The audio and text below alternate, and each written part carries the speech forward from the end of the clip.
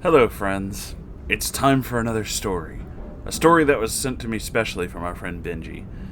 This is Legbeard of the North. I have no idea what that means, but let's just see what happens, kids.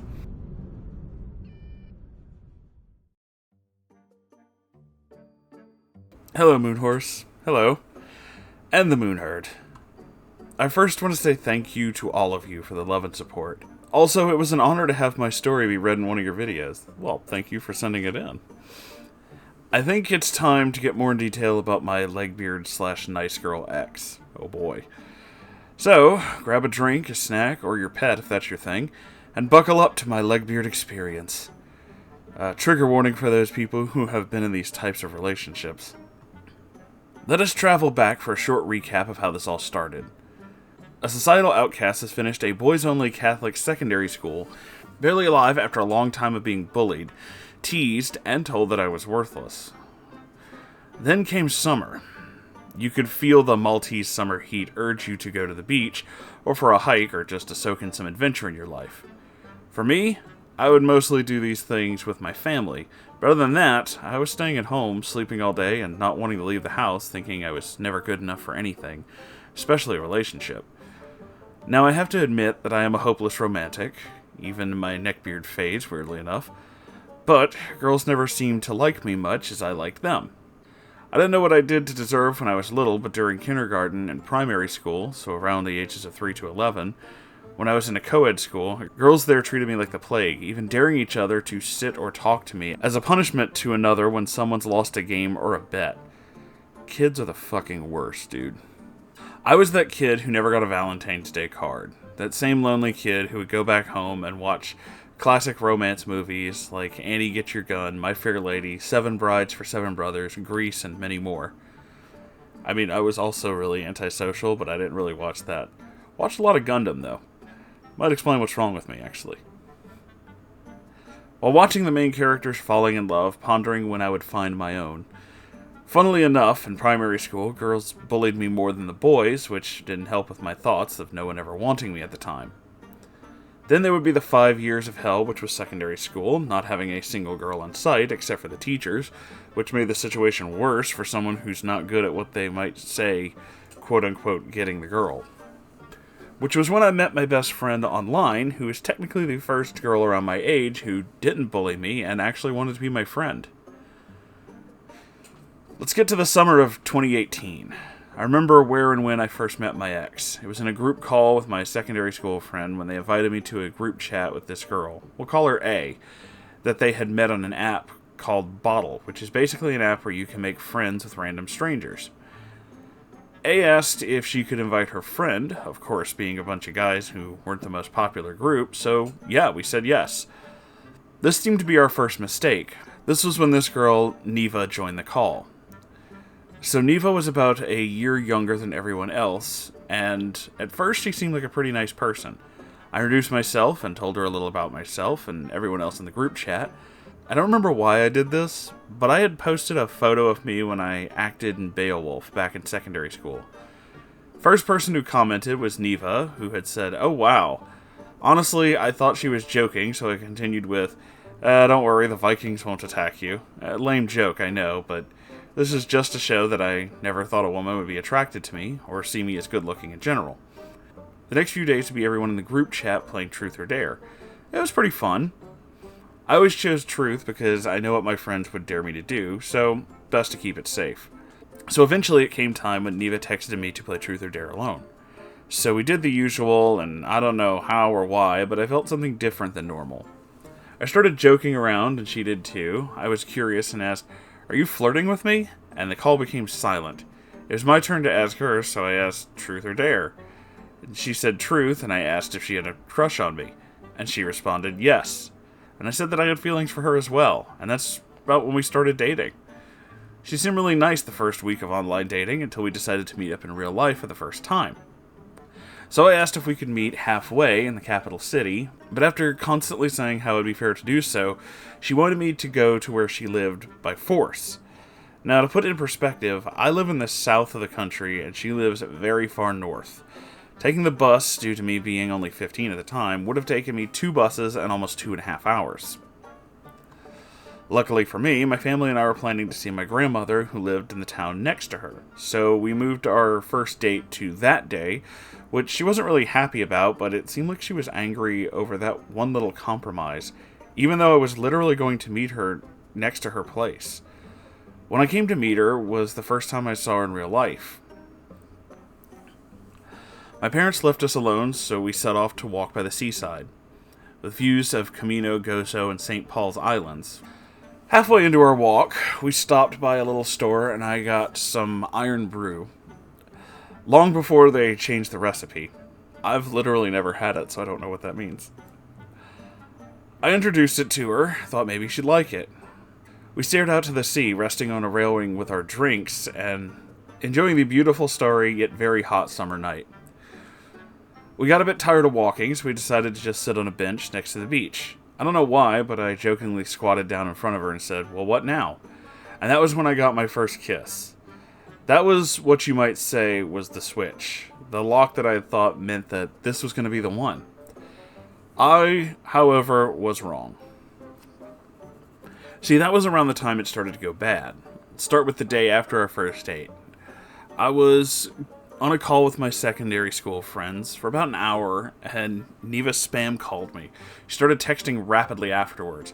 I forgot to pick up the phone, and I shit you not, in 45 seconds, it wasn't even a minute, and she was sending more messages than USPS received in a year. I excused myself from my friends, and I picked up the phone to answer. And I heard her ask in a calm voice what I was doing. I said, "Well, I'm just talking to my friends." And she asked if my friends were more important than her. Oh, that's a red flag. I said that everyone is important to me in my life, and these are the same friends who kind of saved my life. She didn't really seem to care about that fact and then left the call. I'm thinking it was going to be better if I let her calm down and let her understand that these people are my best friends, who were there for me during the worst times of my life. Well, it's not what happens. Her father calls my mother demanding that I stop talking to my friends. What? My mother, not being a pushover, told him the same thing I told her daughter, plus the fact that she couldn't force people to decide between her and their friends. As long as they're not a bad influence, there's no problem, and my friends aren't a bad influence. So after that failed attempt to stop me from talking to my friends, the next day she called me again, and it seemed like she forgot what happened the day before, but then she started talking about her abusive ex, and this is a tool that we're going to see a lot later. Oh boy. For some reason, she would love to surprise call me in the middle of the night, around 2, maybe even 3 in the morning. Now, I might not show it, but I enjoy sleep. It seemed like she didn't care about that, though, and wanted me to stay on call until she specifically was tired. So, what I would do is tell stories to make sure that she would sleep, because honestly, I was too tired to hear her complain about my friends and say that they were planning against her, even though I know my friends didn't do anything to her, because they're busy preparing for school. I would think that this was just her being cranky because it was really late at night, so I just kind of let it slide. We'd start hanging out more when my parents had to go to the UK for medical reasons for a week, and my brothers and I had to stay at my grandmother's place. As soon as I got to my grandmother's place, she would constantly want us to go out, even to the point that she would not leave me alone, even if I just wanted to spend some time with my grandmother and brothers. She would call and call until I finally agreed to go out on a date with her. Even if I went to go out with my family next to the seaside to just relax and have dinner, I don't know how she would, but she would find me, and she would beg for me and her to be alone every single time, saying that I have to spend more time with her. Unless she decides to spend time with her family, then I couldn't dare to even try to call her. Yeah, that screams codependency. Wow. Now this is where shit started to hit the fan, as if it hasn't before. Then came the day that I wanted to introduce my female friend to my girlfriend. So I made a group chat with just me, my best friend, and Neva. Let's call my best friend Jay, protect our identity. Jay had invited a school friend to join the group chat, maybe play some games, and just hang out. I don't know how, I didn't notice at the time, but my girlfriend started flirting with Jay's friend. I wouldn't notice until Jay exposed both of them. Jay removed both Neva and her friend from the group chat. After that, she warned me to be careful of Neva and that she was going to break my heart. I told Jay don't worry about it and that things were going to be better. That was something I seemed to tell myself many times. Never knowing what relationships were like, I thought that this was what you had to experience with them. There would also be one of my friend's 16th birthday party. This guy, we'll call him G, was one of the people who prevented me from performing Livent, if you understand. I went to G's party about 15 minutes before everyone else, and I had told Neva that I was going to the party about a week in advance. I had lots of fun, but I wasn't ready to be questioned by Neva over a call for where I was. Who did I go with? Were there any girls? And so on and so forth. There would be times like this when I would go out with my brothers, because you should spend time with family, but of course you can't do that without Neva clinging onto you like a koala to a tree. She would go everywhere with us. Neva tried to get all the attention from my brothers on her. She thought that I was going to forget that I have 3 little brothers because she was in the room. Later on, I noticed something. Neva was flirting a lot with my eldest brother, who's a year younger than me. I didn't notice it at first, but I had noticed when she started giving him very flirty nicknames, circling around him, and even once took my brother to the bathroom just to flash him. Wow. That's... jeez, man. Which was the final straw, and I almost got into a fight with my brother over that one, out of jealousy, thinking that he was trying to take her away from me. Till a few days later, I broke up with her and found out that my brother was weirded out, and he was going to escape from her until she told him that she was going to put the blame on him if he didn't do what she said. For some reason, about 3 weeks into the relationship, I wanted to check out my weight due to me at the time still having issues with my body and my weight. She wanted to do it, and she was the first to step on the scale. After her was me. As soon as she saw my weight on the scale, she told me that I was getting fat and that I need to go on a diet. To put it into perspective for those who don't know, at 13 I had become super anorexic, losing 66 pounds in 30 days. Jesus. This was only 2 years after that, so you could say that I still had the feeling of not being perfect. When I weighed myself at the time, I was 5'11 and about 160 pounds. Neva was 5'2 and about 176 pounds. When I finally had the courage to confront her about her behavior a few days later, she replied with, "I'm sorry, it's just that my ex was very abusive and I just don't know how to act." From that confrontation onward, she would use her ex as a way to make me feel bad, which always worked. Every single moment she would shout or scream or make fun of me. Her just saying her ex-boyfriend's name just made me feel bad about even responding to her behavior, no matter how bad it was. I didn't really want to be the bad guy. I didn't want to be an abusive boyfriend, and it had been ingrained in my mind. So I tried to find out what to do. Neva obviously wanted to tell me what to do. She told me, "Oh, why don't you just study programming?" I responded, "Well, like I said a couple times before, I'm not really good when it comes to software and programming in general. I'm more of a trade person, maybe a mechanic or technician, or even a welder." My dad's a programmer, and he makes loads of money. It's not like you could get a good paying job in these physical trades. She technically isn't wrong. Programmers here make 5 times more than minimum wage as a starting salary, but I'd rather make less money and have a job that I like.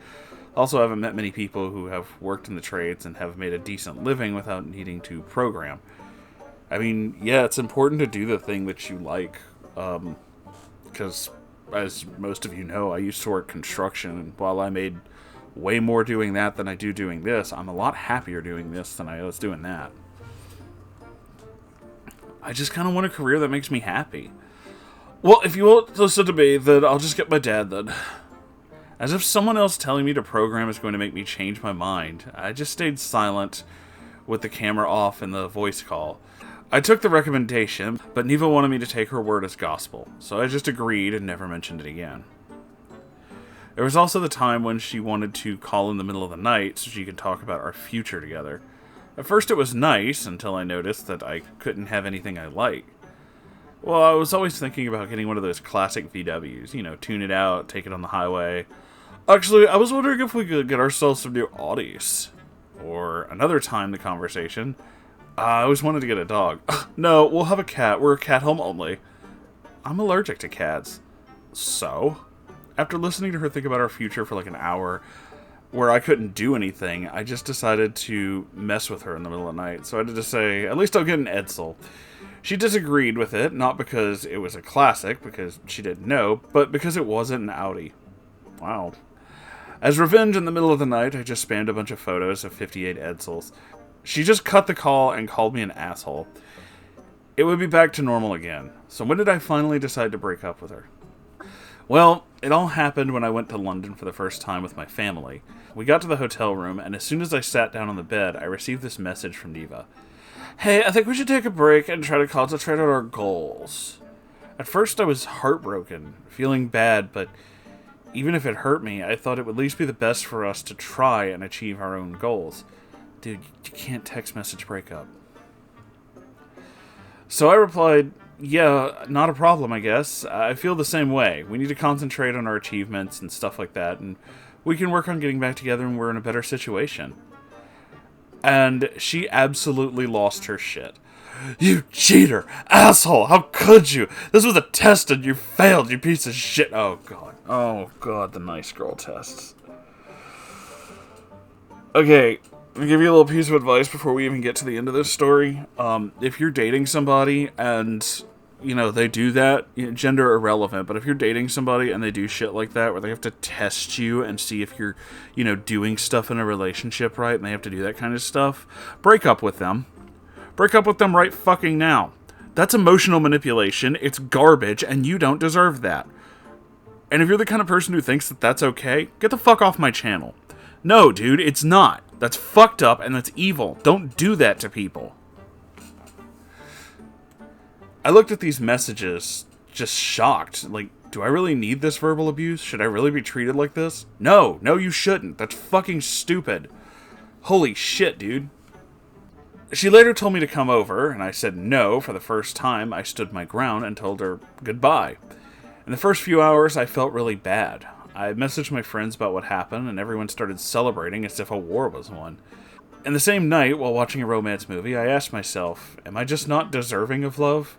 Why did it happen to me? I just decided to try and ignore it and go to sleep. The next day, all of my guy friends were messaging me, telling me that Neva was trying to flirt with them as soon as she broke it off with me. With little remorse whatsoever. But there was one friend who didn't speak to me. It was G. G didn't speak to me for about a week. I got really worried and asked another friend what was going on. Apparently Neva was making up things about me, saying that my parents forced me to be his friend, and that I was forced to go to his birthday party, and it put pure G into tears, locking himself in his room for the whole week. Oh my God. With the added effect that she was harassing him after he rejected her. I told G that none of that was true, and that he's always been like a brother to me, and that I was ready to even walk 5 miles to his place for his birthday until my cousin offered to take me there. Neva was basically lying about me to get my friends to stop talking to me. I confronted her again and told her just leave my friends and family alone, and that they don't deserve to be harassed because you can't manage the fact that I don't want to date you anymore. At the end of that relationship, it really kickstarted my neckbeard phase. That was years ago, and I'm 18, almost 19 now. I'm in a course that I love, and I have 3 amazing little dogs, my dream car, and friends and family who love and support me no matter what. Now I feel free after leaving that 5-week relationship. 5 weeks of pure hell. To put it into perspective, that's only a week longer than William Henry Harrison's presidency. So yeah, it wasn't really the longest relationship that you hear from people, but, you know, no matter how short it was, it still did a lot to me. You should always love yourself and never let someone push you around and make you feel like you are below human. Thank you for reading this, and I bid you a good day. From yours truly, Benji.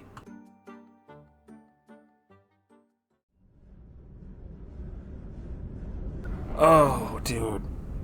Yeah, no, that was straight up codependency and manipulation 101.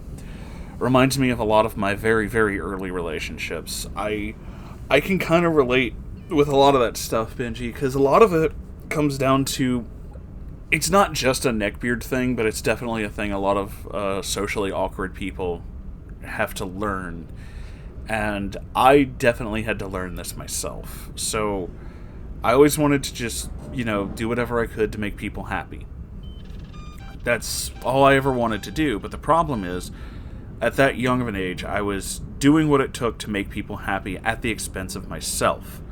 So people who are very emotionally manipulative, people who are codependent and can be cruel like that, tend to latch on to people like that. They tend to find people like that and then manipulate them. Because most people who, are a little more sure, a little more, I don't know, have a little more pushback to them will just be like, no, I'm not dealing with this. We'll only have brief encounters with people like that. Because people like that don't really want to fight. They want someone to do for them. And that is essentially what it sounds like here. Like, it sounds like that's all she wanted. She just wanted you to be reinvented in the way that she imagined you should be. This is one of those things where, and I've seen this before, it's the statement of, you don't really love me for who I am, you love me for who you want me to be. But that's not me.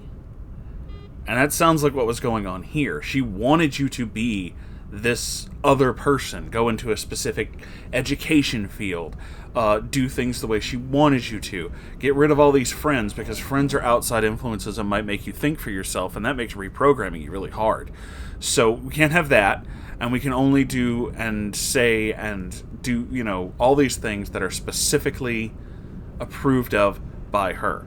I had an ex who did all that stuff big time. So much so that this same person told me, after I had my more like a realization, like my own kind of, I realized that I'm not, the hetero male. I came to this, conclusion and realized that yes, I am different. And when I told my ex about this, they said, well, we can't have that. And I was like, what do you mean? It's like, no, that's not going to work. You can't tell people that you are that. You just need to stop. So I wasn't allowed to be openly bisexual. I wasn't allowed to be bisexual in general. I was just supposed to pretend like it didn't exist. This was the same person who was also, like, telling me what kind of clothes I was supposed to wear, how I'm not supposed to talk to friends, and this call at all hours of the night and keep you around until they are satisfied. Yes, they did that too, 100%. So I know exactly what you're talking about. Yeah, people like that are very emotionally codependent, and they really want someone to do for them, but they'll never really take the time to figure out why other people don't want to do for them, because that would involve self-reflection and learning that, yeah, sometimes your behavior is kind of toxic and you need to stop doing that. So I'm really sorry that you had to put up with all that, my dude. It's really shitty. But then again, now that you have, you understand that it's not you. Like, in the breakups with those relationships, they always try to make it feel like it's your fault. You are the reason why everything went terrible, and you are just a horrible, horrible person. But you're not, though. Your entire thing was to agree with what this person said because they decided to test you. And that's bullshit. And like I said earlier, anybody who does that is really insecure and it's really creepy. Like, if you're dating someone and they decide they have to do this because it's like a boyfriend or a girlfriend test to see if you're really, actually into me, or you're actually doing these things. It's like, if you didn't feel like they were into you, why would you continue the relationship in the first place? If you really feel like it's not working, why wouldn't you just address that? Why do you have to play fucking mind games? That's garbage. Don't do that. This is a hell of a story, and I thank you so very much for sharing it with us.